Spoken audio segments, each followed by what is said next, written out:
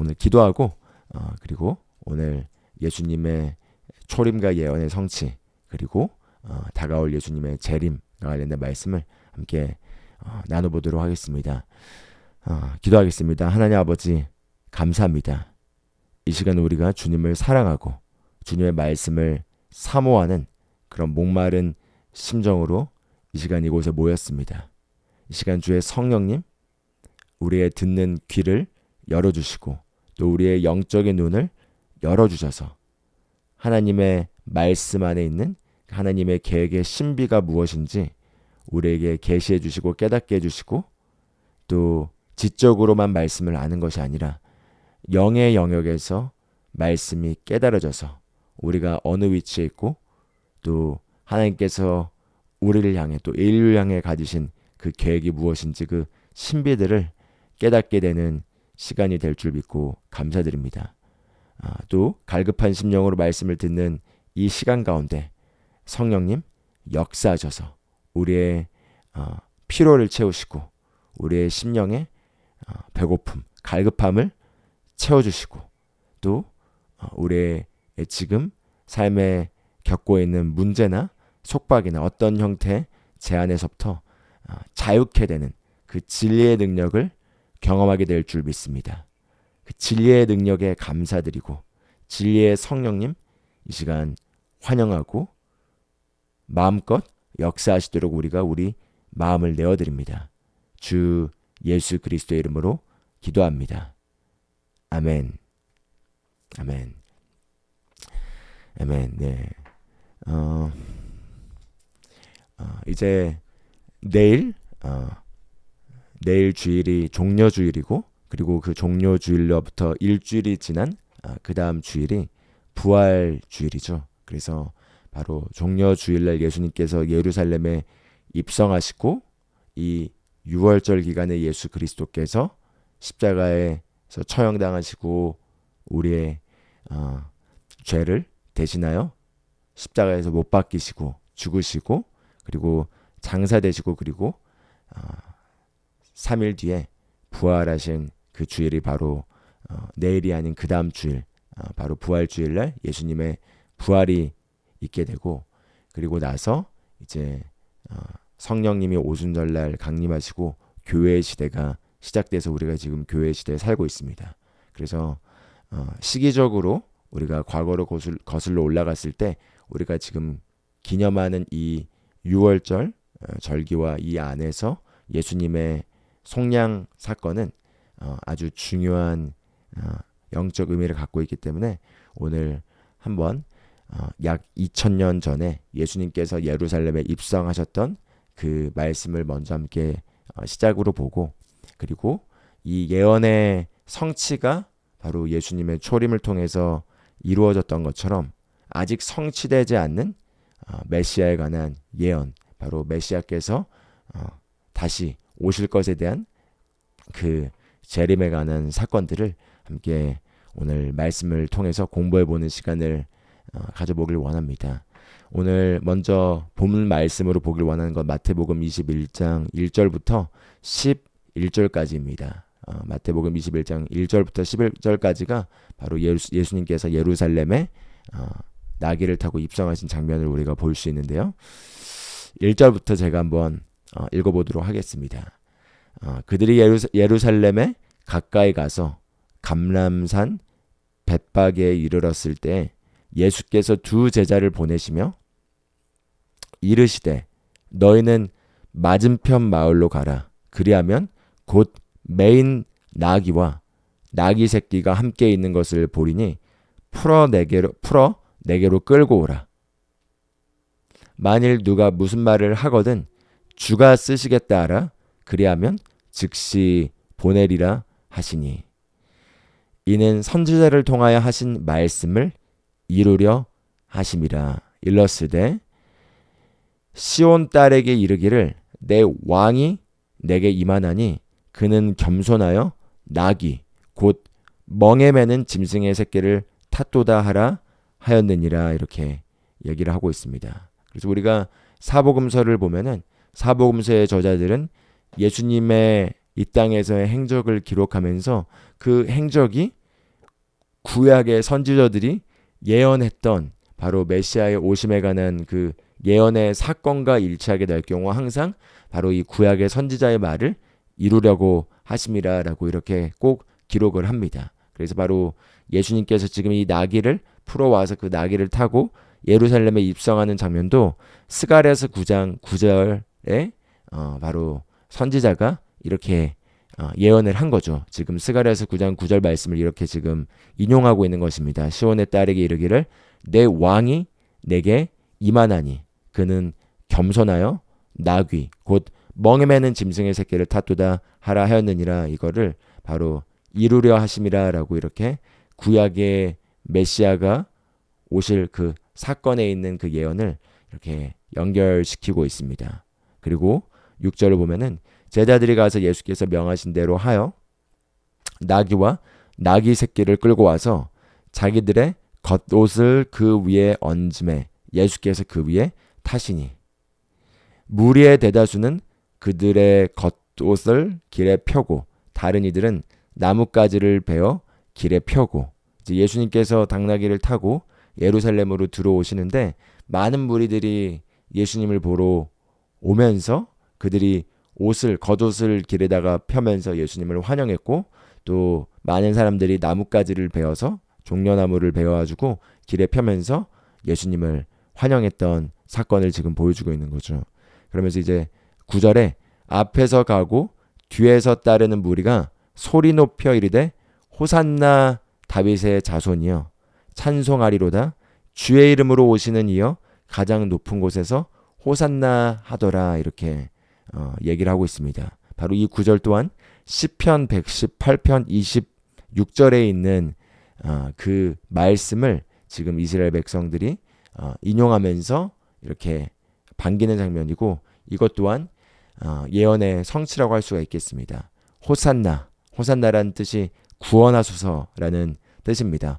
구원하소서 다윗의 자손이여 찬송하리로다 주의 이름으로 오시는 이여 가장 높은 곳에서 호산나 하더라 이렇게 지금 반기고 있는 장면을 볼 수가 있고요.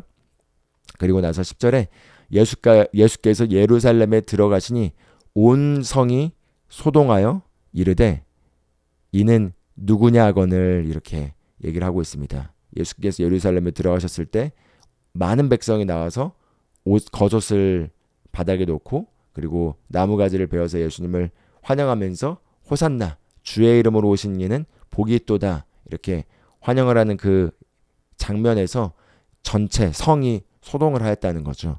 그래서 도대체 누구냐 이렇게 하는 얘기에 대해서 11절에는 무리가 이르되 갈릴리 나사렛에서 나온 선지자 예수라 하니라 이렇게 얘기를 하고 있습니다. 그래서 갈릴리 나사렛에서 나온 선지자 예수라 이렇게 말하는 장면과 함께 이 예수님의 예루살렘의 입성이 이렇게 진행되는 걸 볼 수 있습니다. 그래서 구약 성경에서 예수님의 오심에 대해서 사실 창세기부터 하나님께서 인간이 범죄한 이후에 어떻게 메시아인 바로 그리스도께서 오셔서 우리 인류를 죄에서부터 구원하시고 또한 그리스도께서 오셔서 이스라엘 백성을 구출하고 그리고 이 땅에 예수 그리스도의 왕국을 세우실 것인지에 대한 그 계획이 예언되어 있습니다. 그래서 창세기부터 시작해서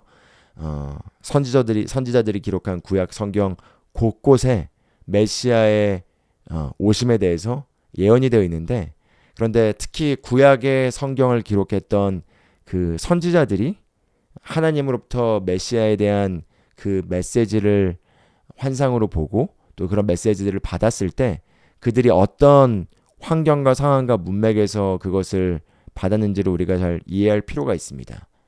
그래서 이스라엘 백성은 아시다시피 출애굽을 하고 난 이후에 가나안 땅에 들어와서 사사의 시대를 마치고 그들이 왕을 원했고 사실 왕을 원했는데 왕을 주시는 것이 하나님의 원래 계획은 아니었습니다. 성경에서 분명하게 말하기를 하나님께서 이스라엘 백성의 친히 왕이 되기를 원하셨습니다.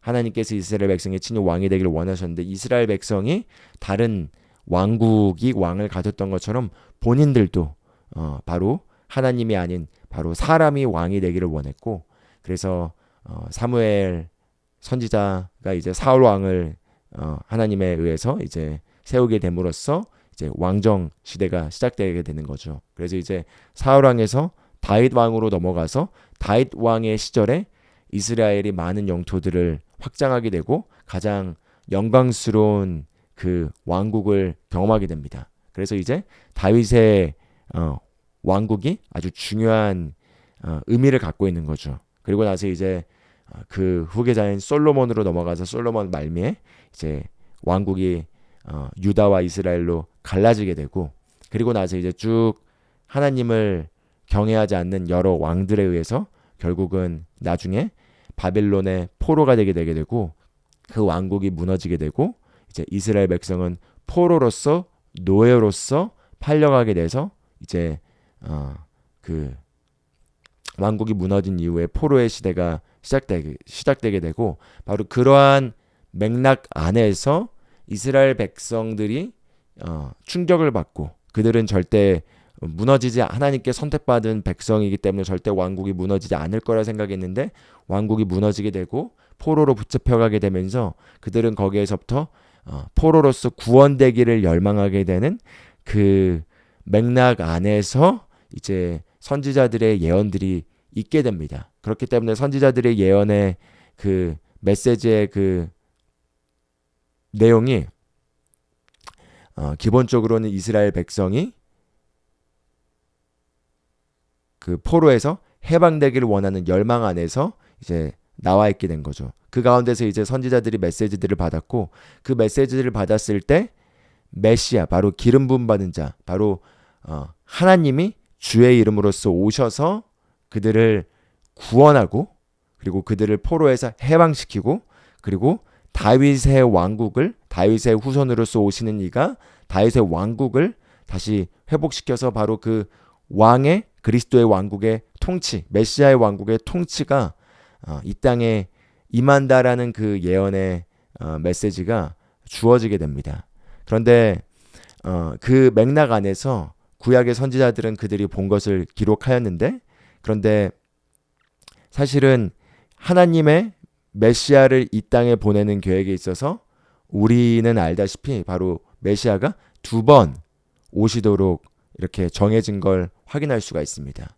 그래서 첫 번째는 2000년 전에 오신 것이죠. 그리고 그 오신 메시아는 여기 당나귀를 타고 예루살렘에 입성하신 것처럼 세상을 심판하려고 오신 것이 아니라 세상을 죄에서부터 구원하려고 오셨고, 물리적인 이스라엘의 왕국을 회복시키려고 오신 것이 아니라 죄와 마귀의 속박 아래 있던 모든 인류를 바로 대속제물로서 본인이 희생제물이 되셔서 그 죄의 값을 지불하시고 우리를 영적인 속박에서 구원하기 위해서 오신 것이 바로 메시아의 초림의 사건이라고 할 수가 있겠습니다.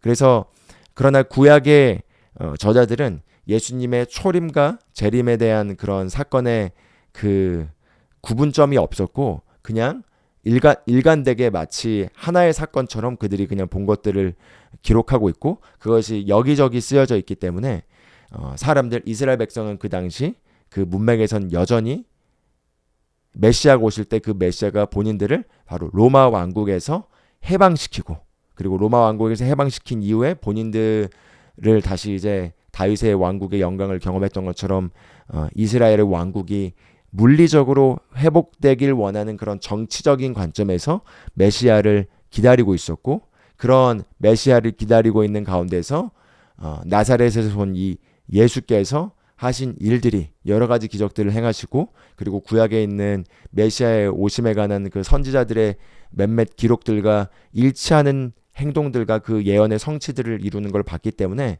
그들은 바로 예수 그리스도께서 로마의 왕국으로부터 본인들을 해방시켜주고, 그리고 본인들을 자유케 하고, 그리고 그 왕국을 세울 것을 기대했고, 그래서 실제로 예수님을 따르는 제자들도 다 그걸 기대하는 가운데서 예수님이 이제 이 왕국을 세웠을 때 바로 그 예수님의 측근으로서 한 자리를 차지할 것을 기대하면서 예수님을 따랐었습니다. 그러나 초림으로 오신 예수님은 바로 이스라엘의 왕국을 물리적으로 회복시키기 위해서 오신 것이 아니라 죄로부터 모든 인류를 구속하기 위해서 오신 것이 초림으로 오신 예수님의 사건인 거죠. 그리고 모든 인류를 죄의 이 속박으로부터 구원하기 위해서 오신 첫 번째 예수님의 사명은 바로 어린 양으로 오셔서 겸손하고 그리고 낮은 위치에서 어린 양으로서 우리의 죄를 짊어지기 위한, 그래서 우리의 죄를 담당하기 위한 그 속량 사역을 이루기 위한 모습으로 오셨고, 그 모습으로 오신 것과 관련된 모든 구약의 메시아 예언은 다 성취가 되었습니다. 그래서 그 일은 성취가 된 것이죠. 그런데 이 예수님의 초림으로서 오실 모습에 대한 모든 예언이 성취된 것처럼 마찬가지로 또 다른 모습으로 구약에 예언되어 있는 메시아의 오심이 있는 거죠. 그 메시아의 오심은 바로 이스라엘 백성을 그 속박으로부터 구출하고 물리적인 왕권을 회복시키고, 그리고 그 그리스도가 왕으로서, 이스라엘의 왕으로서 이 땅에 오셔서 물리적인 영역에서 통치하시고, 그리고 강력하게 말을 타고 오셔서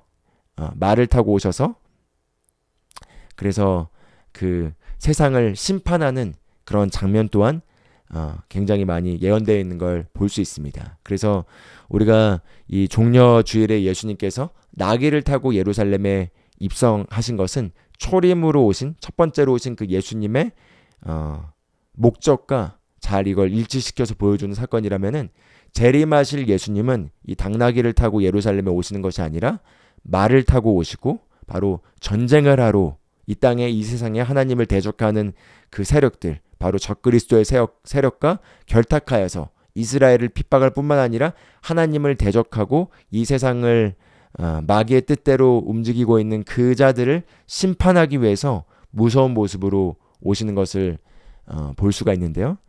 그 내용을 한번 계시록 19장에서 봐보도록 하겠습니다. 19장 11절부터 한번 보길 원하는데요.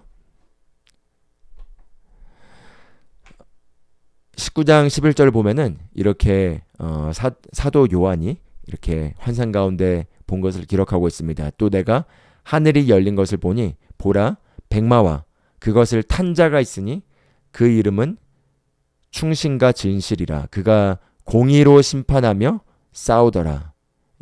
여기서 지금 그가 본 것은 백마를 탄 자가 흰색 말을 타고 오시는 분인데, 그분의 이름은 충신, true, 진실과 그 다음에 충신과 그 다음에 진실이라. 그리고 그가 공의로 심판하며 싸우더라, 이렇게 얘기를 하고 있습니다. 그리고 12절에 그 눈은 불꽃 같고 그 머리에는 많은 관들이 있고 또 이름 쓴 것 하나가 있으니 자기밖에는 아는 자가 없고, 또 그가 피 뿌린 옷을 입었는데 그 이름은 하나님의 말씀이라 칭하더라, 이렇게 얘기하고 있습니다. 즉 하나님의 말씀이 육신이 되어 오신 예수 그리스도를 지금 얘기하고 있는 거죠. 바로 하나님의 말씀이라는 이름을 가지신 그분께서 피 뿌린 옷을 입고 면류관을 쓰고, 그리고 눈이 불꽃 같은 가운데서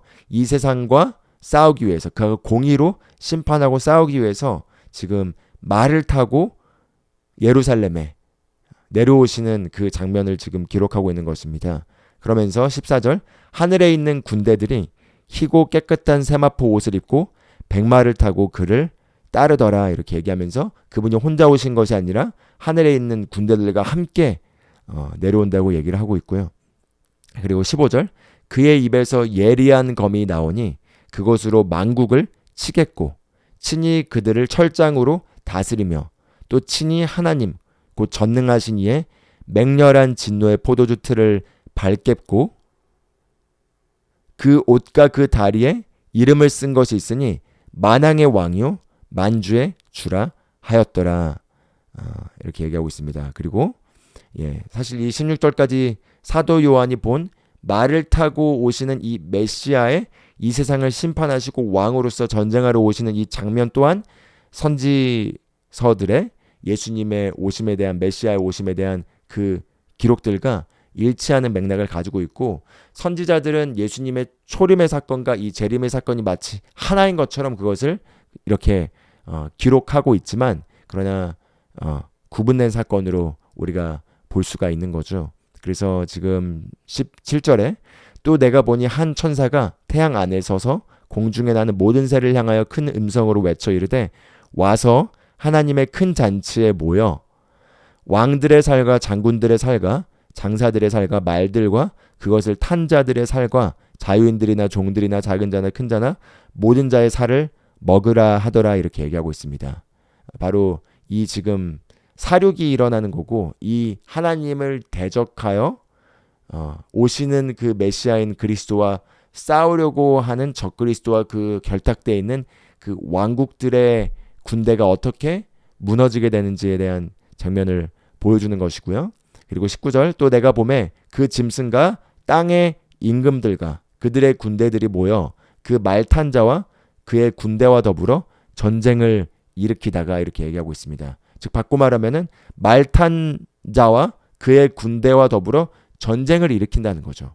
이 사건이 미래에 일어날 것이라는 것입니다. 예수님이 말을 타고 이 땅으로 내려오신데 사람들이 반기는 것이 아니라 여기 있는 이 사람들은, 계시록에 나와 있는 결국 짐승 적그리스도와 결탁되어 있는 이 군대들은 싸울 거라는 거죠. 그래서 군대들이 모여서, 그 당시 지금보다 훨씬 더 발전된 사회이기 때문에 많은 AI 로봇들이 있을 것이고 많은 군대들이 있을 것이고 많은 무기들이 메시아를 향하여, 예수님을 향하여 공격을 할 거지만 결국 그들은 다 패배하게 돼 있다는 거죠. 그래서 20절 보면은 짐승이 잡히고 마침내 7년 환난 동안에 온 세상을 끔찍하게, 특히 대환란 기간 동안에 온 세상을 끔찍하게 괴롭혔던 이 짐승 적그리스도가 잡히고 그 앞에서 표적을 행하던 거짓 선지자도 함께 잡혔으니 이는 짐승의 표를 받고 그의 우상에게 경배하던 자들을 표적으로 미혹하던 자라. 바로 이 거짓 선지자는 여러 가지 표적을 통해서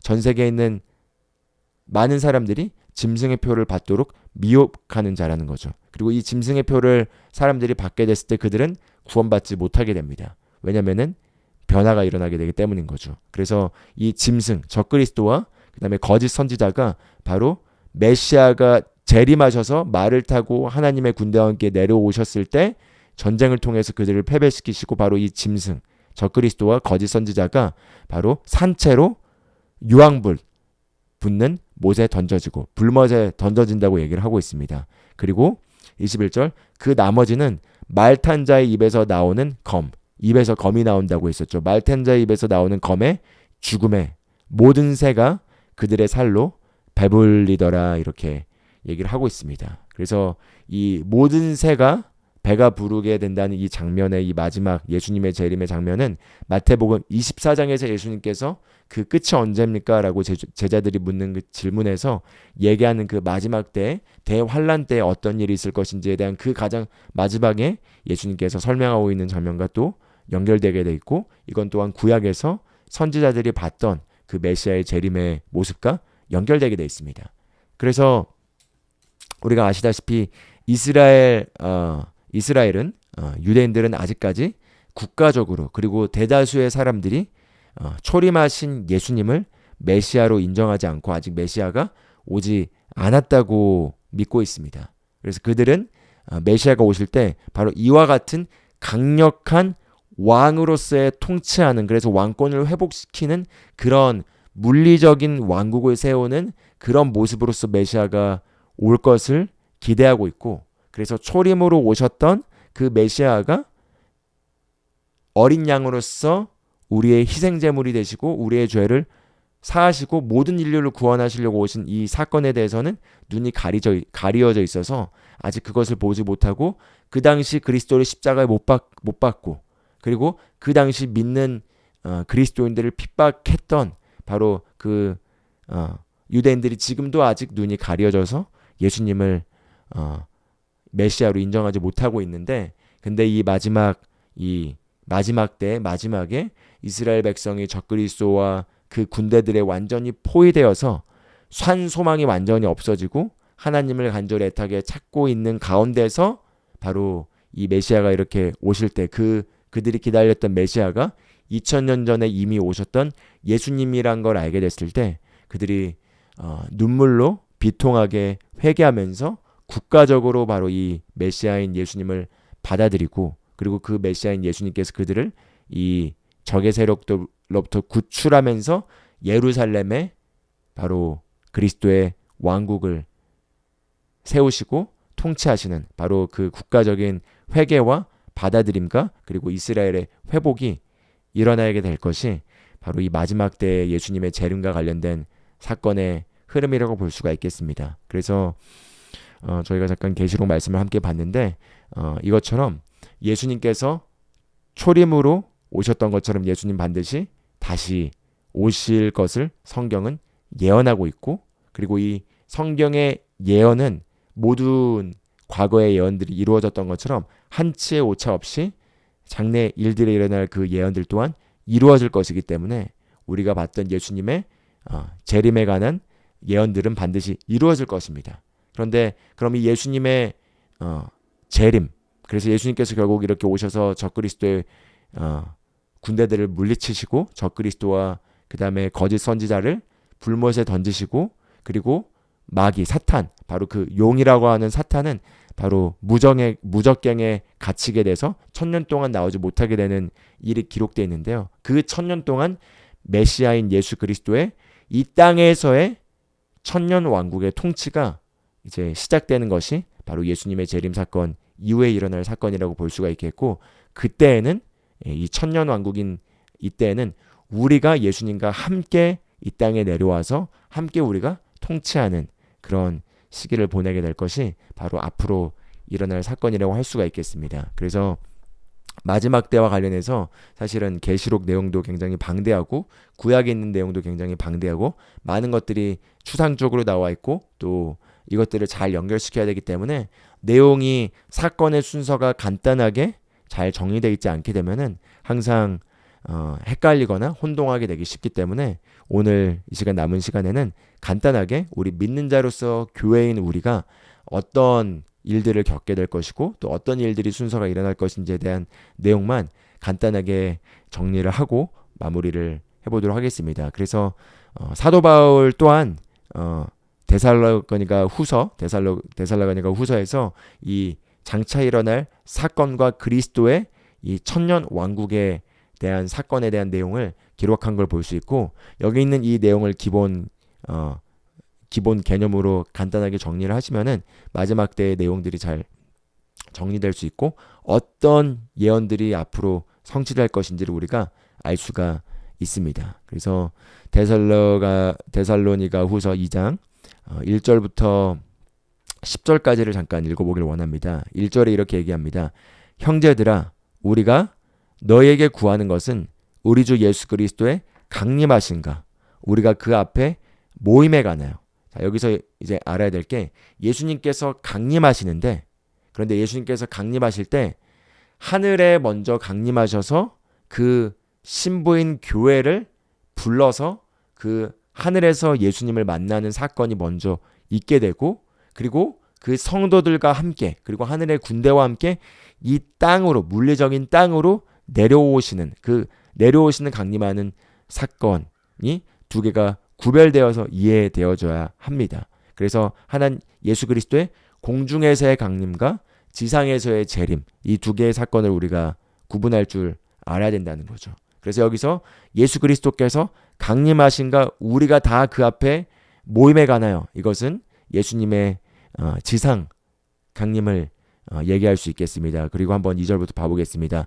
영으로나 또는 말로나 또는 우리에게서 받았다 하는 편지로나 주의 날이 이르렀다고 해서 쉽게 마음이 흔들리거나 두려워하거나 하지 말아야 한다는 것이라. 여기서 바울이 얘기한 주의 날이라는 건 바로 메시아가 이 땅에 재림하셔서 메시아의 왕국이 설립되어서 그 메시아의 1000년 동안의 통치가 이루어지는 바로 그 메시아의 통치의 1000년 왕국을 얘기하고 있습니다. 그래서 이 주의 날이 이르렀다, 이미 예수님이 오셨다라고 하는 그런 얘기를 들었을 때 쉽게 마음이 흔들리거나 두려워하지 말아야 한다라는 걸 지금 얘기하고 있는 것입니다. 그러면서 이렇게 얘기합니다. 3절 누가 어떻게 하여도 너희가 미혹되지 말라. 먼저, 즉 주의 날이 이르기 전에, 즉 예수님께서 이 땅에 재림하기 전에 먼저 있어야 될 사건을 지금 바울이 얘기해 주는 것이고, 그것은 마태복음 24장에 예수님께서 얘기하는 사건과 구약의 선지자들이 얘기하는 그 사건들과 다 연결될 수가 있겠습니다. 그런데 이렇게 얘기합니다. 먼저 배교한 일이 있고 저 불법의 사람 곧 멸망의 아들이 나타나기 전에는 그 날이 이르지 아니하리니, 이렇게 얘기하고 있습니다. 먼저 배교한 일이 있고, 즉 이 마지막 때에 예수님이 오시기 직전에 우리가 알 수 있는 것은 바로 미혹이 더욱더 판을 치게 되고 거짓말이 더욱더 많이 판을 치게 되고, 그런 가운데서 많은 믿는 사람들이 신앙을 저버리고 배교하게 되는 일들이 일어나게 될 거라는 거죠. 그래서 배교하는 일이 있고, 그리고 그 배교를 하면서 많은 사람들이 짐승의 표를 받을 것입니다.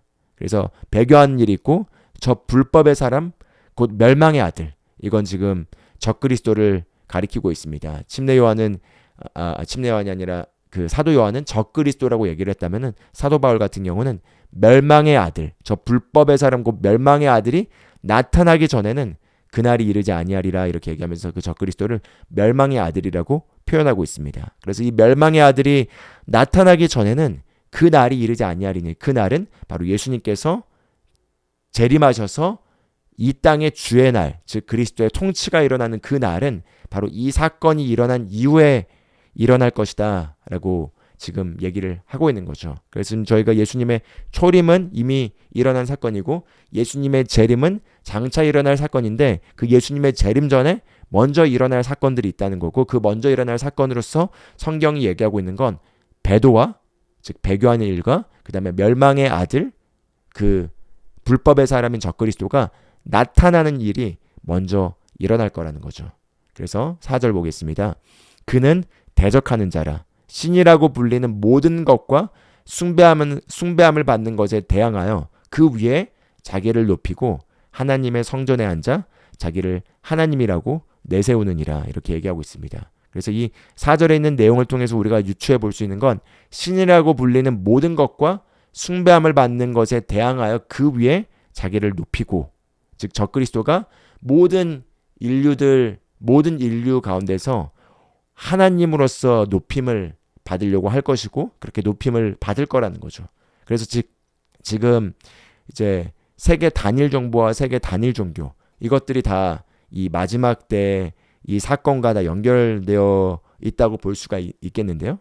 결국 세계 단일 종교는 종교들이 다 통합하여서 우리가 다 사실 다르지만 믿는 하나님은 한 분이다라고 했을 때 적그리스도가 나중에 그 위치에 앉아가지고 나를 경배하게 하는 그런 일이 결국 일어나게 될 것이고, 그래서 그것을 통해서 우리가 신이라고 불리는 모든 것과 숭배함을 받는 것에 대항하여 그 위에 자기를 높일 거라는 거죠.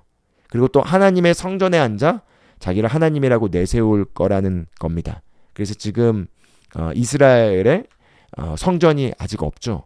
그런데 어떤 이벤트가 일어날 것이고 그 이벤트를 통해서 지금 과거에 솔로몬을 통해서 처음 만들어졌던 성전을 제1성전이라고 한다면은 그 성전이 이제 무너지게 되고, 나중에 예수님이 오셨을 때 있었던 그 성전, 그것을 제 두 번째 성전이라고 한다면 그 두 번째 성전도 로마 왕국에 의해서 완전히 무너지게 되었고, 지금은 거기에 지금 성전을 짓지 못하고 있는데 어떤 일이 일어나게 되면서 거기에 성전이 지어지게 될 것이라는 겁니다. 그래서 그 성전을 이제 세 번째로 그 자리에 지어진 성전이기 때문에 삼성전이라고 보통 흔히 얘기하는데, 그 성전이 지어지게 되고 그리고 이스라엘 백성이 희생 제물을 드리는 그 제사 의식이 완전히 다 회복되게 되는 사건이 또한 이루어질 거라는 거죠. 그래서 그 성전이 짓게 되는 것도 또한 마지막 때의 사건과 연결되는 중요한 연결고리라고 할 수 있겠고, 거기에 있어서 적그리스도가 이스라엘 백성이 그 성전을 짓고 그 성전에서 하나님의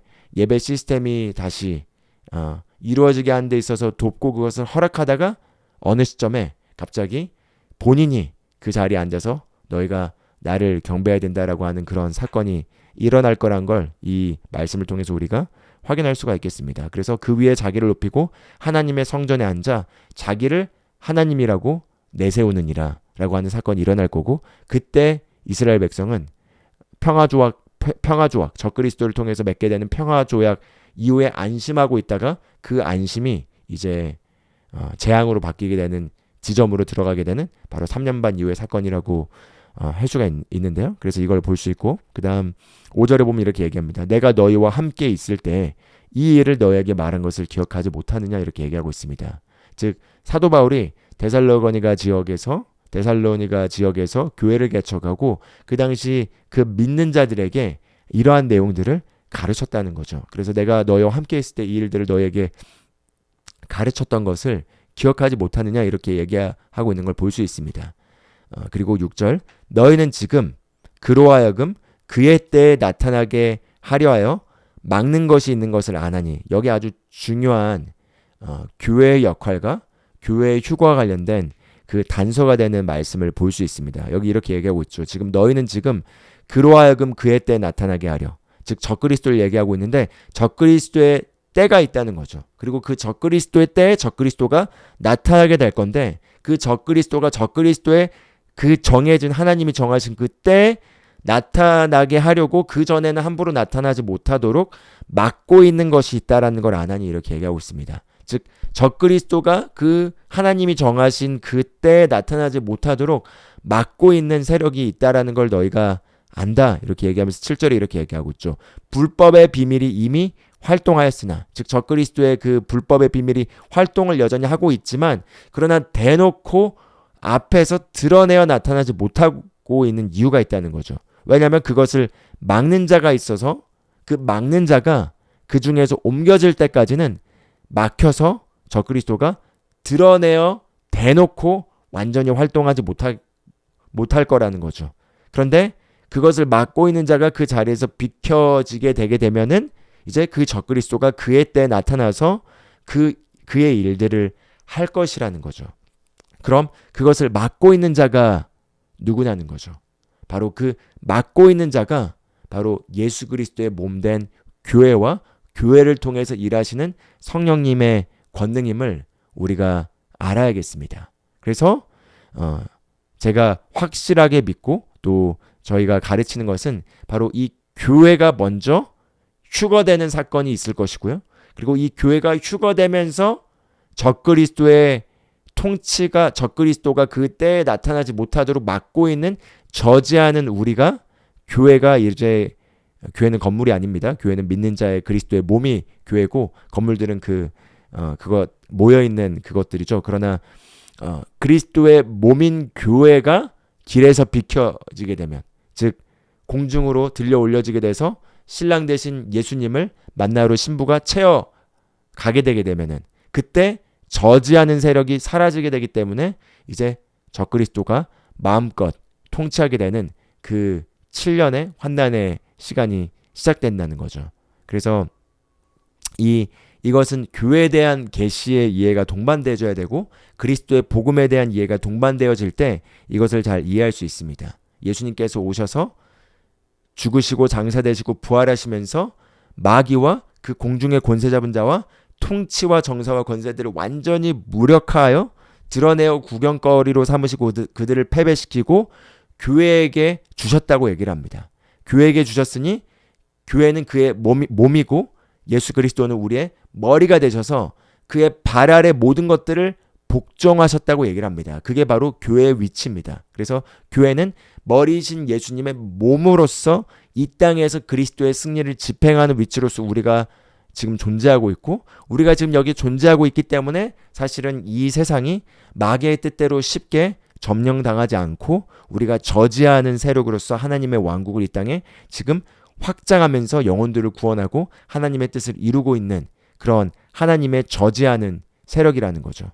왜냐하면 예수 그리스도의 통치권과 예수님의 그 강력한 권세 이름이 교회에게 주어졌고 몸인 교회가 그 권세를 행사하고 있기 때문에 적그리스도의 그 일들과 이 세상을 통치하려는 계획들이 마음껏 여전히 시행하려고 하고 있지만 그것이 저지당하고 있다는 거죠.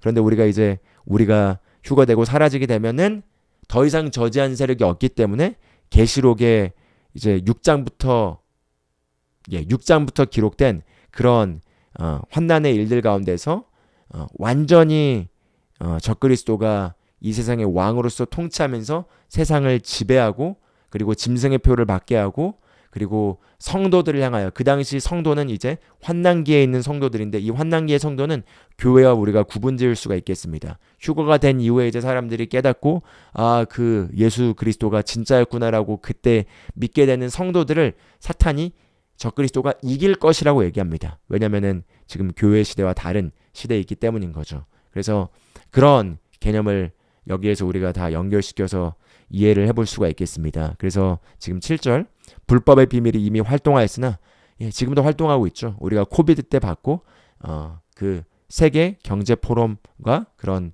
원 월드 거버먼트, 세계 단일 정부를 추진하고자 하는 사람들의 계획들 속에서 계시록에 나와 있는 그 적그리스도가 어떻게 세상을 통치하고, 어떻게 짐승의 표를 받게 하고, 어떻게 거짓 선지자가 기적들을 일으켜서 사람들을 현혹하게 하고 할지에 대한 그런 사건들이 지금 세상에 일어나고 있는 그 불법의 활동들과 함께 연결되어서 우리가 다 이해할 수가 있습니다. 그리고 지금 우리가 AI 시대로 들어와서 지금 로봇들과 많은 것들이 급속하게 지금 발전하게 되면서 예측하고 있는 건 머지않은 미래에 인류가 지금 노동하고 있는 모든 노동들은 AI 로봇으로 다 대체될 것이고, 인류는 더 이상 노동할 필요가 없이 그냥 기본 소득만 받고 그냥 즐기는 삶을 살게 될 것이다라고 빌 게이츠를 비롯한 그 기술 개발에 앞장서 있는 쪽에 있는 사람들이 세상을 그렇게 프로젝트하고 있고, 그리고 코비드 때 2030년 플랜으로 세계 경제 포럼에서는 Great Reset이라고 했죠. 위대한 대전환이라고, Great Reset이라는 그 표현을 통해서 세상은 지금에 있는 시스템과 다르게 완전히 달라진 시스템에서 모두가 소유하지 않아도 모두가 잘 먹고 그리고 누리면서 살아가는 세상이 올 거다라는 어떤 그런 유토피아를 예측하는 모습을 보여줬지만, 사실은 그 배후에서는 적그리스도가 인류를 완전히 노예로 삼으려는 계획을 가지고 있고, 그에 맞춰서 지금 모든 기술과 개발들이 지금 급속하게 이루어지면서 그 방향을 향해 가고 있습니다. 그리고 알아야 될 게, 그 적그리스도의 일을 수행하기 위해서 그 어둠의 아젠다를 실행하려고 하는 적극적인 그 사람들이 있다라는 거죠. 그리고 영의 세계에서 사단의 역사는 항상 동일하기 때문에 절대 예수 그리스도의 복음 이외에는, 그 밖에서는 이상적인 사회가 만들어질 수가 없습니다. 북한도 보십시오. 이상적인 사회, 공산주의 이념 자체는 뭔가 이상적인, 모두가 다 행복하고 모두가 다 공평하게 모두가 다 누리는 삶을 살자라고 하지만 절대 그렇지가 않고, 그 배후에 통치하는 영이 결국 사람들을 노예로 만들고, 그리고 노예로 다스리게 하는 것들이 결국 배후에 있는 항상 인류 역사 가운데 항상 있어왔던 일들이고, 그리고 그러한 일들을 지금 기술 개발 발전과 함께 전체 인류를 노예로 만들려고 하는 그런 일들이 진행되고 있고, 그때는 적그리스도가 교회가 비켜지게 됐을 때는 메인으로 전면에 등판하여서 그 세상의 왕이 될 거라는 거죠. 그래서 그런 일들이 일어날 것인데, 그런데 우리는 어디에 있는가라고 했을 때, 우리는 우리가 먼저 휴거된 일이 있게 될 것이고, 그리고 우리가 휴거된 이후에, 즉 예수 그리스도를 믿는 교회 휴거 이후에 그러한 일들이 이제 계시록에 나와 있는 7년의 환난의 일들, 그리고 또 대환란 때 일어날 그런 많은 재앙과 재난과 질병과 역경과 지진과 그리고 그런 전체가 흔들리는 일들이 다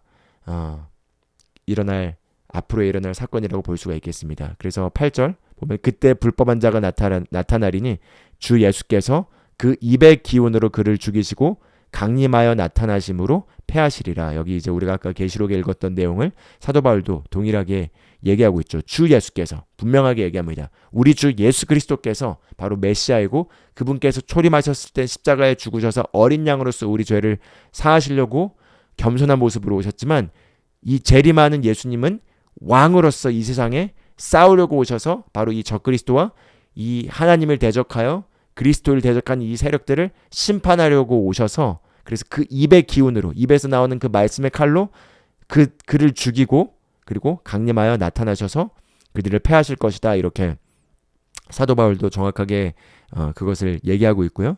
그 다음에 9절, 이 악한 자의 나타남은 사탄의 활동을 따라 모든 능력과 표적과 거짓 기적과 모든 능력과 표적과 거짓 기적과 그리고 불의의 모든 속임으로 멸망하는 자들에게 있으리니 이는 그들이 진리의 사랑을 받지 아니하여 구원함을 받지 못함이라 이렇게 얘기를 하고 있습니다. 그래서 불의의 모든 속임으로 멸망하는 자들에게 적그리스도가 나타나서 그들을 미혹하고 그들은 미혹된 가운데서 예수 그리스도를 받아들이지 않고 그리고 여전히 미혹의 편에 서서 멸망의 길을 선택할 것이라는 거죠.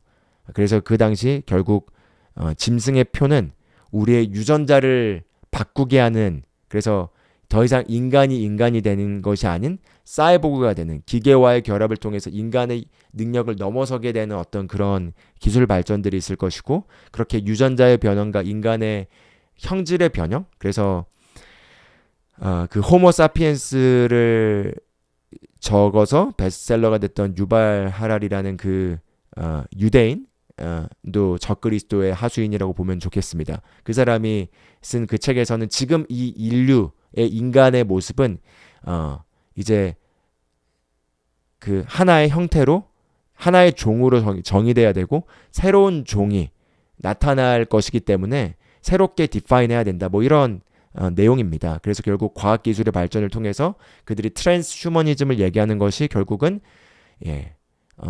기술의 발전과 여러 가지 것들의 발전으로 우리가 이 짐승의 표를 맞게 되면은 그 짐승의 표에, 즉 그게 무엇이든 칩이든 무엇이든 우리 몸에 들어온 그것이 실제로 그걸 받게 되면은 초인간적인 능력이 우리 안에 부여돼서 우리의 뇌가 조정되고, 일론 머스크가 하고 있는 뉴럴링크도 다 그것과 관련돼 있을 수 있겠죠. 우리의 뇌의 생각들을 조절할 뿐만 아니라 우리 몸이 더 이상 아프지 않게 하는 그 기술 개발의 결합으로 몸이 아프지 않게 되고 하는 어떤 여러 이제 하나님의 질서를 넘어서는 일들이 일어나서 인간이 더 이상 인간이 되지 않게 되는, 바로 인간이 되지 않게 되는 일들이 일어날 것이기 때문에 그 짐승의 표를 받지 말라고 하는 것이고요.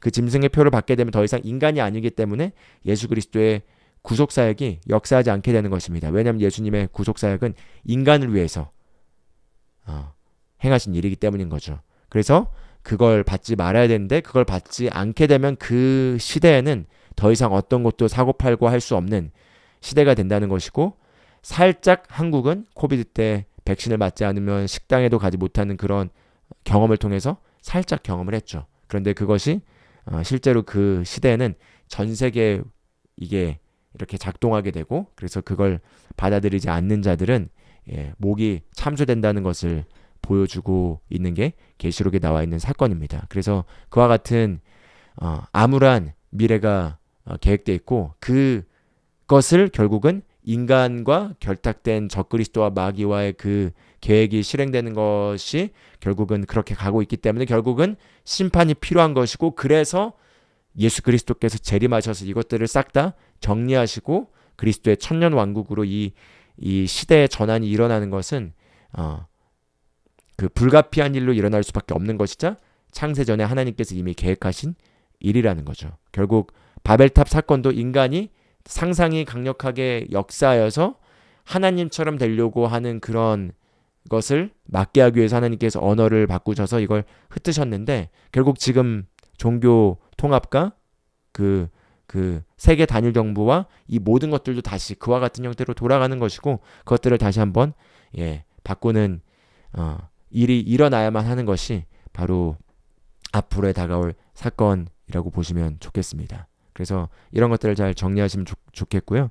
그래서 그러면 이제 우리 교회로서 우리가 언제 길에서 비켜지느냐와 관련된 말씀을 보고 오늘 말씀을 마무리하면 좋겠습니다. 아직 제가 준비한 말씀들이 한 절반 정도만 봤는데 다 나누기는 오늘 힘들 것 같고, 데살로니가 전서 4장 14절부터 17절이 데살로니가 전서는 바로 바울이 개척하고 불과 몇 개월 만에 떠난 바로 그 교회에 쓴 편지입니다. 그래서 사실은 믿는 지 얼마 안 된 초신자들에게도 초대교회는 이런 내용들을 분명하게 가르쳤습니다. 그렇기 때문에 우리가 이런 내용들은 반드시 중요하게 알아야 된다는 거죠. 그래서 데살로니가전서 4장 14절에서는 이렇게 얘기합니다. 우리가 예수께서 죽으셨다가 다시 살아나심, 즉 부활을 믿을진데 이와 같이 예수 안에서 자는 자들도 하나님이 그와 함께 데리고 오시리라 이렇게 얘기합니다.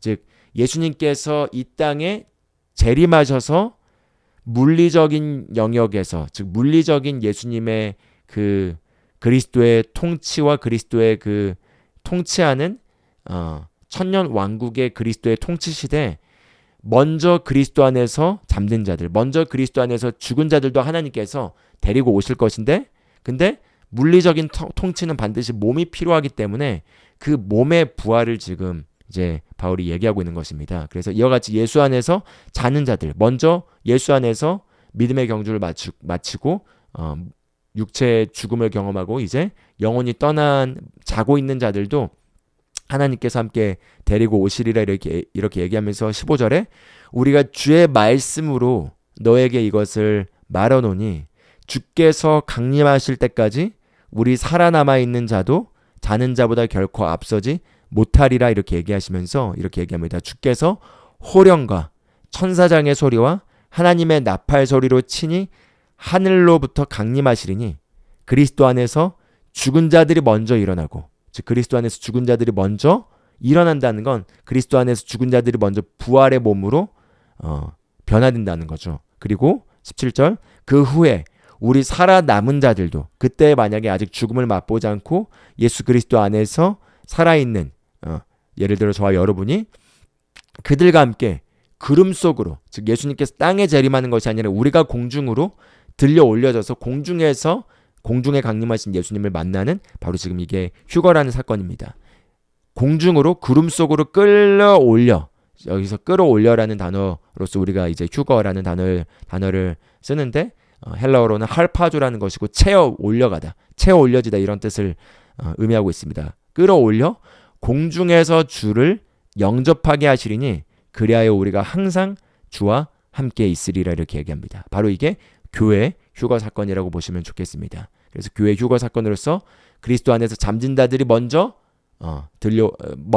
부활하게 되고, 그리고 그때 남아있는 우리들이 눈 깜짝할 사이에 들어 올려져서 공중에서 주를 영접하고 주님과 항상 함께 있으리라는 거죠. 그 사건이 일어나게 되면서 저지하는 세력이 이제 길에서 비켜지게 되고, 그리고 본격적인 이 세상의 환난이 시작되게 됩니다. 그래서 그 환난이 시작되게 되고, 그 환난의 시작을 알리는 상징적인 분명한 사건은 바로 이스라엘과 맺어지게 되는, 적그리스도와 이스라엘과 맺어지게 되는 평화 조약이, 바로 그 평화 조약, 이스라엘과 그 주변에 있는 적대 세력들과 함께 맺게 되는 그 평화 조약이 시작점으로서 환난이 일어날 거라는 거죠. 그래서 그때는 분명 어떤 이벤트가 있을 것이고, 그리고 성전이 건축된 일이 일어날 것이고, 그리고 러시아와 그 다음에 그 무슬림의 세력, 이슬람의 세력들, 그리고 그 다음에 유럽과 그 다음에 이제 이 적그리스도의 세력, 그리고 미국과 이 모든 것들 안에서 어떤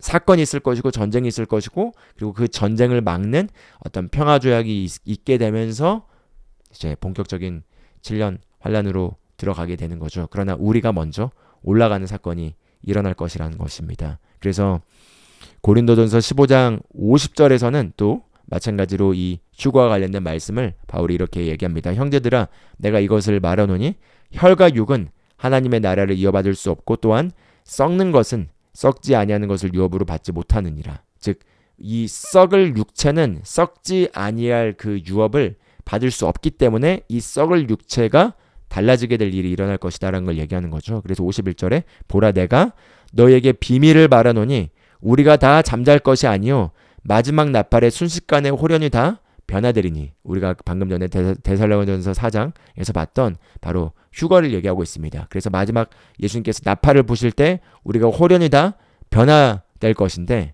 그런데 52절 나팔 소리가 나매 죽은 자들이 썩지 아니할 것으로 다시 살아나고, 그게 그리스도 안에서 먼저 잠든 자들이 썩지 아니할 몸을 입고 그리스도와 함께 이 땅의 공중에 강림하실 것이고, 그리고 남아있는 우리도 들려 올려지면서 우리의 썩을 몸이 썩지 않을 몸으로 덧입혀지면서 육체의 구원과 함께 우리도 변화를 받게 될 거라는 것입니다.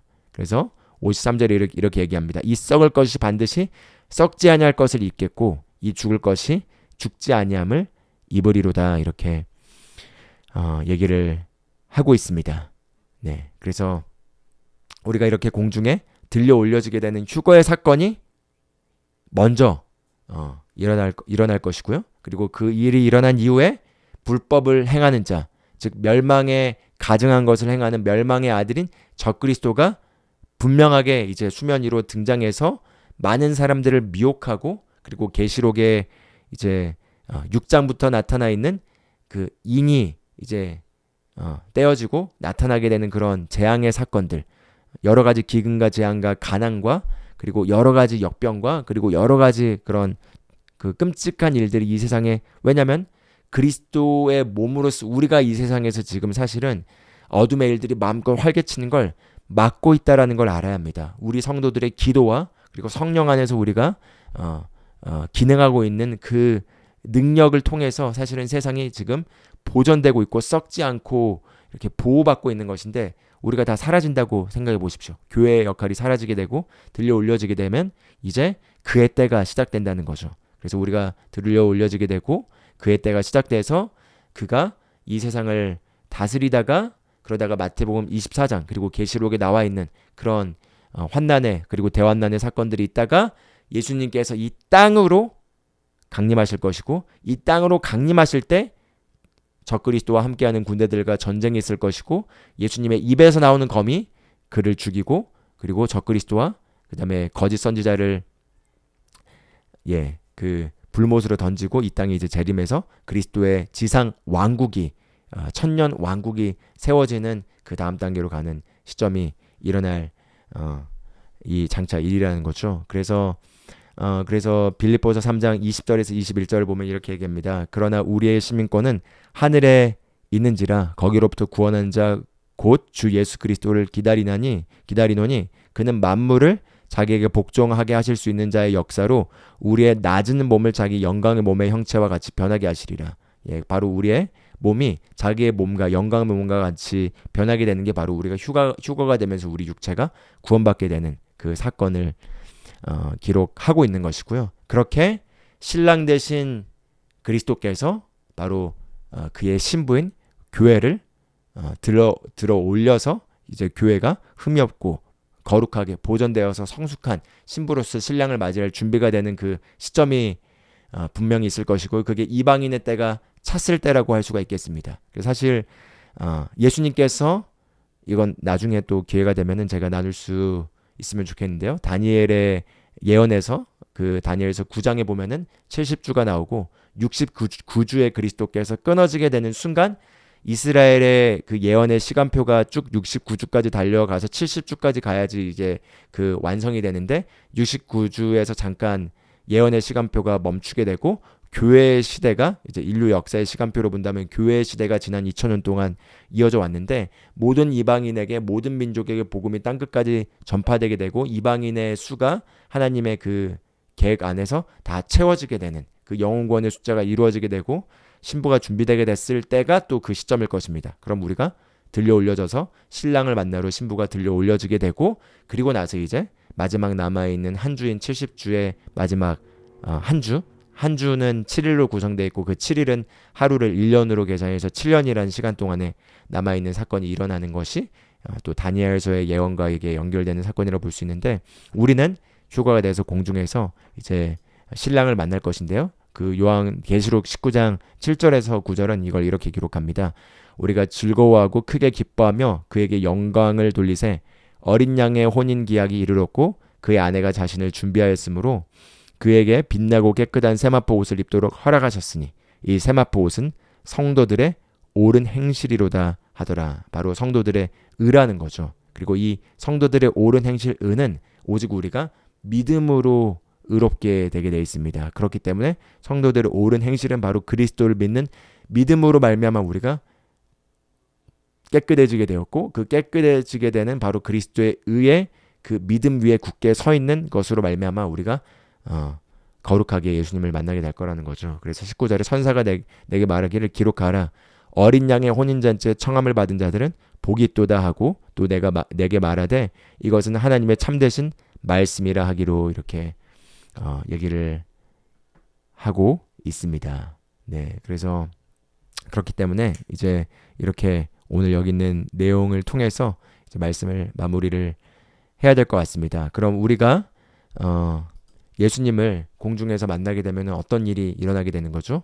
우리가 그리스도의 심판석 앞에서 심판을 받게 됩니다. 그래서 그리스도의 심판석 앞에서 우리가 심판을 받게 되는데 그 심판을 받게 되는 사건과 관련돼서 고린도전서 3장 11절에서 14절까지 이렇게 15절까지 이렇게 얘기합니다. 능히 다른 터를 닦아줄 자가 없으니 이 터는 곧 예수 그리스도라 이렇게 얘기를 하면서 누구든지 금이나 은이나 보석이나 나무나 풀이나 짚으로 이 터 위에 세우면 각 사람의 공적이 나타날 터인데 그 날이 공적을 밝히리니 이는 불로 나타내고 그 불이 각 사람의 공적이 어떠한 것을 시험할 것이라. 즉 저와 여러분이 이 땅에서 예수 그리스도를 믿고 이 땅에 살아온 삶의 그 모든 행실이 공적이라고 한다면은 그 행실이 불을 통과하면서 그 불을 통과해서 타고 사라질 것인지 아니면 불을 통과하고 나서도 남아있을 것인지를 우리가 심판받게 된다는 거죠. 그게 바로 믿는 저와 여러분이 휴거됐을 때 그리스도의 심판석 앞에서 받게 될 심판입니다. 그리고 그 심판은